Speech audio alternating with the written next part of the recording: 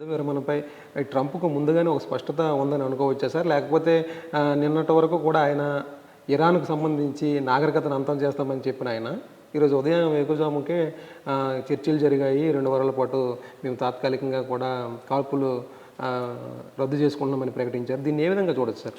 Trump చపల చిత్త మనస్సుకి ఇది ఒక నిదర్శనం అండి. ఎందుకంటే ట్రంప్ ఏ రోజు ఏ రకంగా ఎప్పుడు మాట్లాడతాడో తన పిచ్చోడి చేతులు రాయిలాగా ఇవాళ అమెరికా దేశం మొత్తం కూడా మారిపోయినట్టుగా కనబడుతూ ఉంది.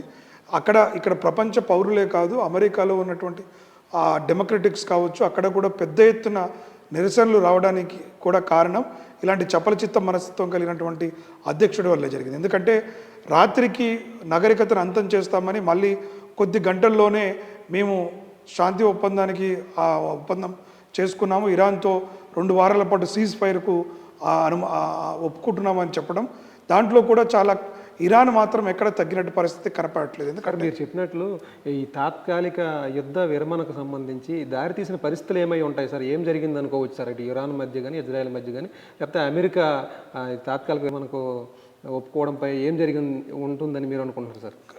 ఖచ్చితంగా. ఎందుకంటే ఇవాళ ఇరాన్తో జరుగుతున్నటువంటి యుద్ధం ద్వారా ఇరాన్తో పాటుగా అమెరికా కూడా అనేక రకాల ఇబ్బందులకు గురవుతుంది.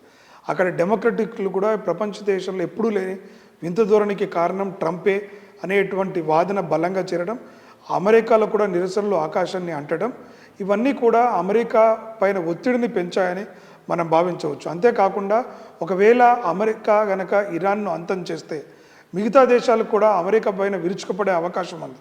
ఎందుకంటే ఒక సావర్నిటీ కలిగిన దేశం, సౌరభత్తు కలిగినటువంటి దేశం పైన ఏదో చిన్న కారణాలు, అణ్వాయుధాలు, అణు నిక్షేపాలను పెంచి పోషిస్తుందనో, లేకుంటే చిన్న చిన్న కారణాలు చూపి ఆ దేశాన్ని అంతం చేయడం ఏదైతే ఉందో దాన్ని ఖచ్చితంగా కూడా ప్రపంచ దేశాలు ఆహ్వానించవు. కాబట్టి ఆ నేపథ్యంలోనే ఈ యొక్క ఒప్పందానికి అమెరికా స్వాగతించిందని మనం భావించవచ్చు.